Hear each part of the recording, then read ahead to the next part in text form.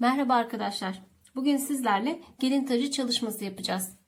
Görmüş olduğunuz yüksek gelin taşları nasıl yapılır? Videomuzun içerisinde hepsini bulacaksınız.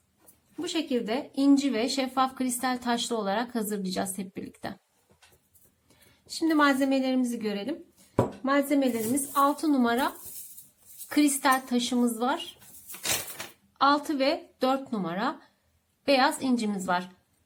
İsterseniz ben cam inci kullandım ama isterseniz plastik inci de kullanabilirsiniz. Elinizde varsa o şekilde tercih ederseniz o da olur. Şimdi ben bunları tellerime geçirdim ön hazırlık olarak. Hepsini 3 farklı makaraya bu şekilde 3 ayrı boncuğumu da geçirdim. Şimdi sizlerle yapımına başlayalım. Şu görmüş olduğunuz 30 santim uzunluğundaki aksesuar şeklinde hazırlamaya çalışacağız. Şimdi 30 santim değil de 40 santim kadar bir boşluk bırakıyorum telimde. Ve 4 numaralı incimle başlıyorum. Kıvırarak bükerek şu şekilde hazırlamaya başlıyorum. Şimdi 3 tane yaptım. 3 kez dal oluşturdum 3 tane. Bunu bekleteceğim.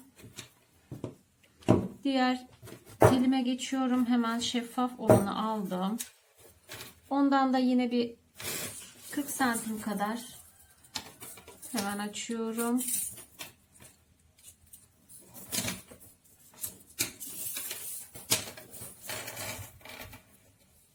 Santim kadar boşluk bıraktım ve bunu da bükmeye başlıyorum. Bu arada telim 0,40 milimetre bakır tel arkadaşlar. Yani bakır tel üzeri alüminyum kaplı gümüş rengi. Bu şekilde bunu da hazırladım ve ikisini birleştireceğim şimdi. Şöyle üst üste koyalım. Ben mümkün olduğunca sık görünmesini istediğim için çok fazla boşluk kalmasını istemiyorum. Şöyle yaptık. Ve bunun içerisinde biraz da 6 numara kullanmak istiyorum. Özellikle alt kısmında, üstte kullanmayacağız zaten. Şöyle hemen kısa bir uç bırakıyorum. Bunu kıvırdım. 2 tane yapsak yeterli. Zaten bunlar büyük boncuklar. Şimdi şu şekilde bunu da buraya ekliyorum.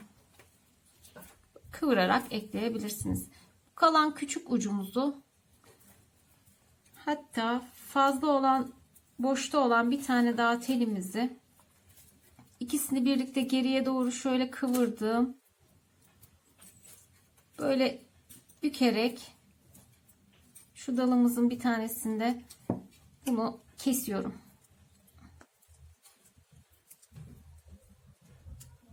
Şekilde bastıralım, uç kısımları batmasın. Hafif döndürerek. Şimdi bu şekilde başlamış olduk. Bundan sonraki kısım hep aynı şekilde gidecek zaten. Siz şeffaf yoğunlukta mı yoksa ince yoğunlukta mı yapmak istiyorsanız ona göre ayarlayabilirsiniz. Ve ben tamamen göz kararı yapıyorum aslında, çok fazla boşluk kalmasını istemediğim için bu şekilde elimle kontrol ederek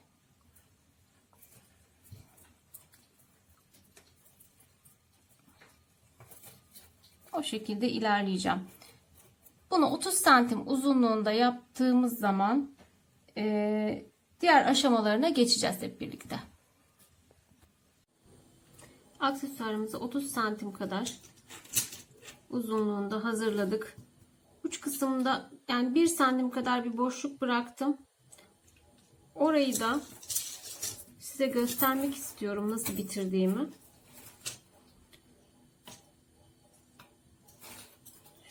Şurada.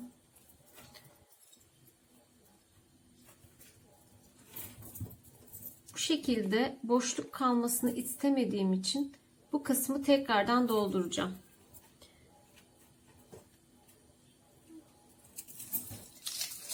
yapacağım 2 tane teli geriye doğru kıvırdım.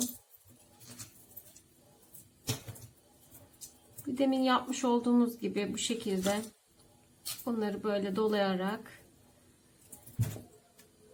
kesiyorum.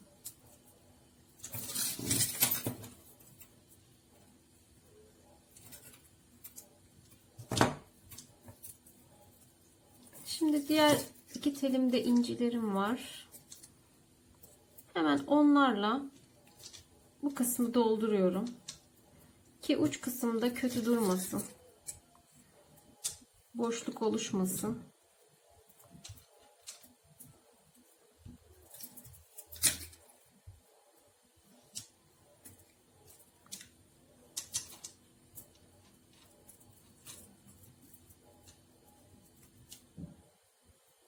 Şu anda hazır.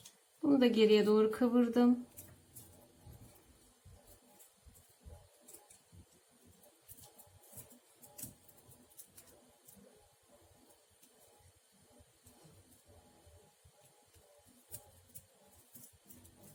Ve kesiyorum. Şimdi burada sizlere bir püf noktası göstereceğim. Ben tacın arka kısmında, şimdi bunu buraya dolayarak monte edeceğiz. Fakat bu dolama işleminin daha kolay olması için ben öncelikle tacıma bu şekilde tel sarmak istiyorum boştayken. Yani bu şekilde sarmak çok daha kolay olduğu için buradan başlayıp sona kadar belli bir sıklıkta sararsanız tacın arka kısmındaki görüntü de sonradan daha hoş duruyor. Yani böyle seyrek bir tel görüntüsü olmuyor. Sonradan da şık bir duruşu oluyor arkasında. Şimdi ben bunu sarıp ondan sonra devam edeceğim.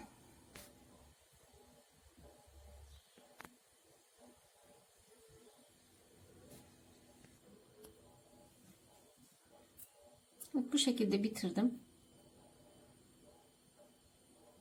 Şimdi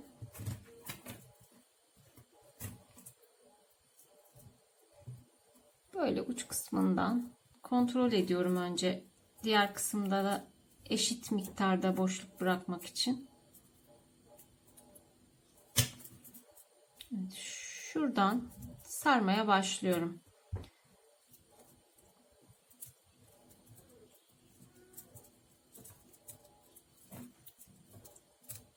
Telimle sarıyorum.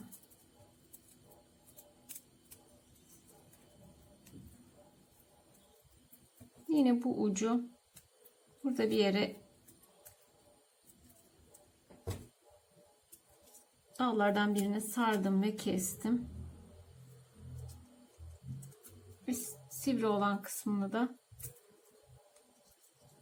pense yardımıyla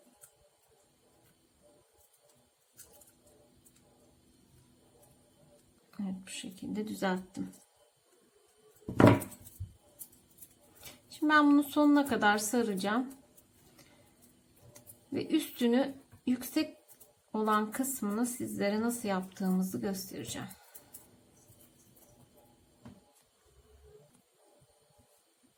Evet bu şekilde aksesuarımızı tacımıza sardık. Şimdi ne yapacağız? Öncelikle kristal olan taşlarımızdan yapmaya başlıyorum ben. Önce şu orta kısımda ne kadarlık bir yükseklikte yapmak istiyorsak tacımızı en yüksek kısmını yapmakla başlayacağız şimdi. Örneğin ben 5 santim yapmak istiyorum. O zaman 5 santimlik şöyle bu kadarlık bir mesafede bir tel bırakıyorum. Onu da sarabilmemiz için, sonradan monte edebilmemiz için. Buradan kıvırıyorum. Şöyle göstereyim. Burada durdurmayacağım. Sonuna kadar bunu izleyebilirsiniz. Nasıl devam edeceğimizi de anlatımında devamında anlatacağım.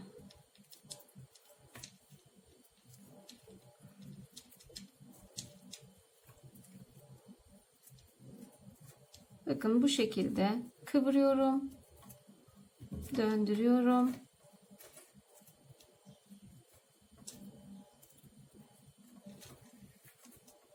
Kıvırıyorum ve döndürüyorum. 5 santim uzunluğunda olduğunda bunu tacımıza monte edeceğiz. Ve biz bunu iki renk yani iki farklı boncukla hazırlayacağımız için arada boşluk bırakarak sadece bu kristal taşı önce ortadan başlayacağım ve uç kısmına doğru gideceğim. Daha sonra da arada boş bıraktığımız kısımlara incileri ilave edeceğiz.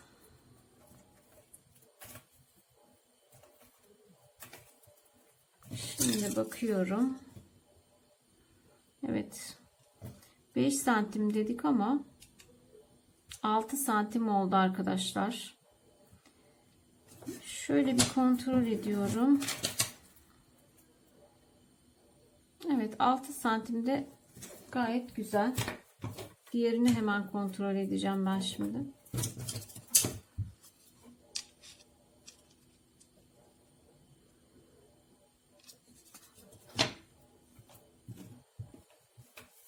Arkadaşlar çok fazla yüksek olmasını istemediğim için bakın hem ben size sökmesini de göstermiş oldum bu şekilde.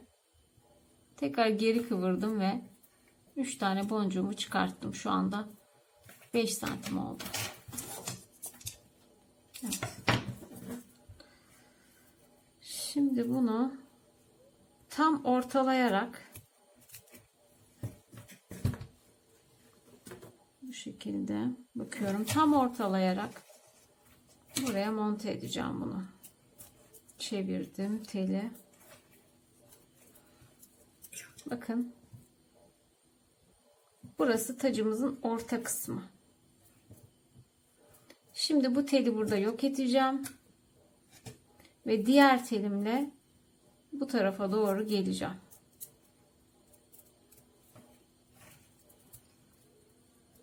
Arada bir tane inci yapacağımız için bakın arada inci yapacağımız için inci için bir boşluk bırakıyorum. Bir ara bırakıyorum ve yaklaşık yani şöyle söyleyeyim size. 3 santim kadar. Hatta 2,5 santim diyebilirim. 2,5 santim kadar bir ara bırakıyorum ve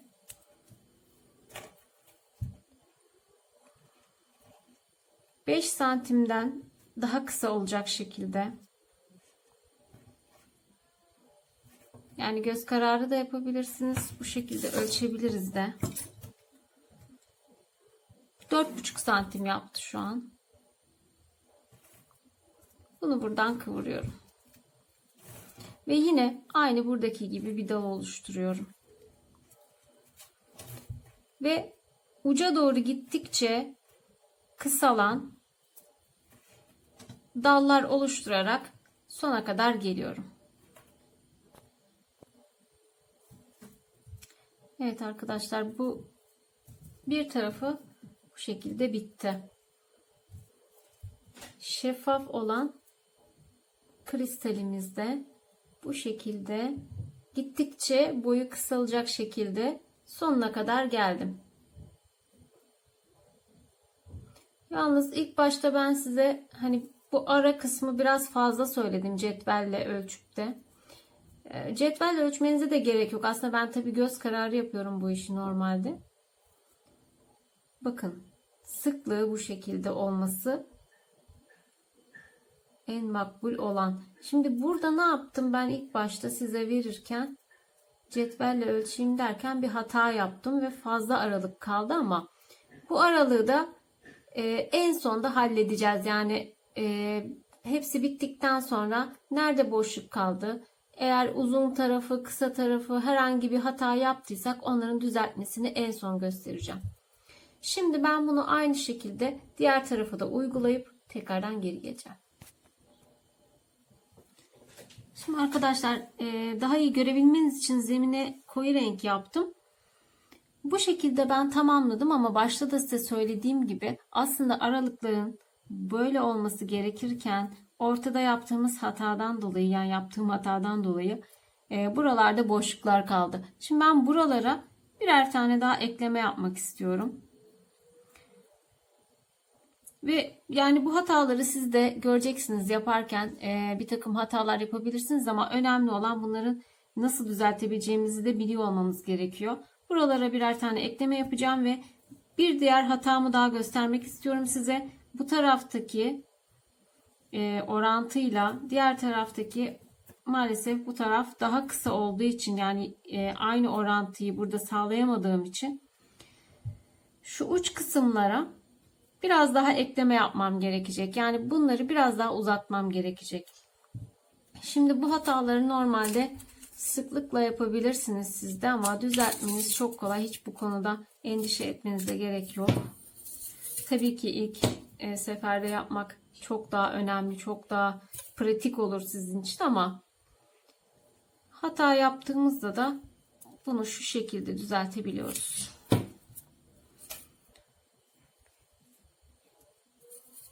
Üç tane boncuğu bu şekilde döndürdüm. Hatta bir tane daha yapıyorum çünkü bayağı bir kısa olmuş. 4 tane yaptım. Telimi kesiyorum. Yani şu şekilde kısa bir uç kısım yapıyorum sadece ve kısa olan yere şu en üstteki boncuğu böyle bakın kıvırıyorum. Hemen gelişi güzel bir şekilde. Ve burayı uzatmış oldum. Ucumuzu da alttaki dallardan herhangi birine kıvırarak kesiyorum.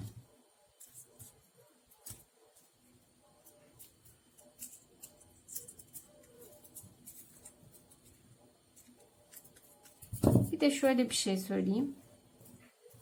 Diyelim ki yani bunun daha kısa olması gerekirken daha uzun oldu. O zaman ne yapabiliriz? Bu dalı aşağıya doğru şöyle biraz elimizle bastırarak, çünkü şekil alabiliyor. Biraz daha bastırarak şu uç kısmını ayarlayabiliriz. Biz bunları zaten sonra diğer aralarını da yaptıktan sonra birbirine monte edeceğiz ve tam olarak eşit olmasını yani daha sonra da tekrardan kontrol edeceğiz eşit oldu mu olmadı mı diye. Ben şimdi bunları yapıp hemen geliyorum. Aksesuarımız bu şekilde hazır arkadaşlar. Şimdi ne yapıyoruz? Şimdi 4 numara incimizi aldık. Ve bundan minik bir dal oluşturacağım. Nereden başlayacağız peki? Şu kenardan başlayacağız arkadaşlar. Diğerini ortadan başlamıştık iki tarafa doğru. Fakat bunu ortadan başlamamıza gerek yok. Zaten sadece bu araları dolduracak şekilde yapımı bu sefer bunu yapmak daha kolay olacaktır. Yani aradaki boyu ayarlaya ayarlaya gideceğiz ve şu kenardan başlayıp diğer tarafa kadar geçeceğiz.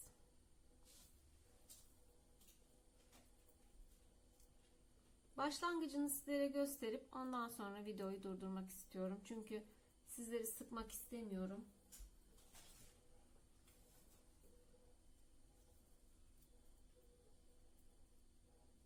Dört numara boncuğumuzu yaparken 3 boncuğu bir araya alıp kıvırıyorum. 3 boncuğu bir araya alıp kıvırıyorum. Bu şekilde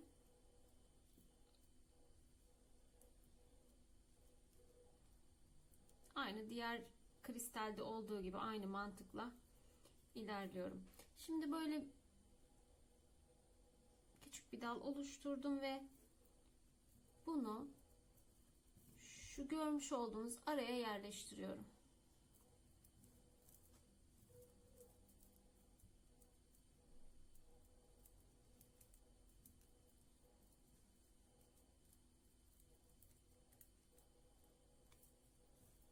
Evet. Arkadaşlar bu şekilde. Gördüğünüz gibi. Şimdi bunu tamamlayıp diğer uca kadar geleceğim.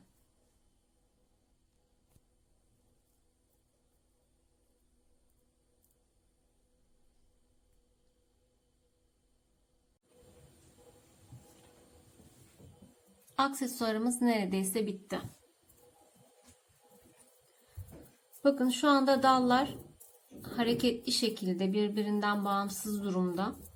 Şu anda son yapacağımız işlemde sadece sırayla şu dalları aralardan, bütün hepsini değil ama mesela bir inci bir de şeffaf olanı alıyorum karşılıklı olarak. Şöyle büküyorum. Sadece bir kez, çok fazla değil.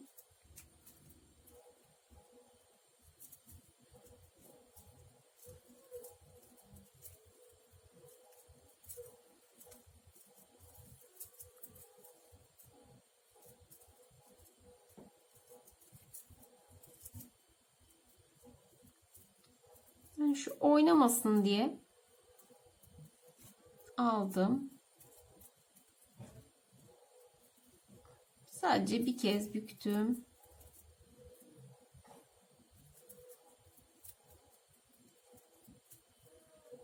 Bu aşağıya yakın kısımlardan öncelikle yapıyorum. Daha sonra ortaya geldikçe yukarıya doğru da bir yerden birleştirme yapacağım. Ama şu kenar kısımlarda sadece altlardan birleştirmemiz yeterli oluyor.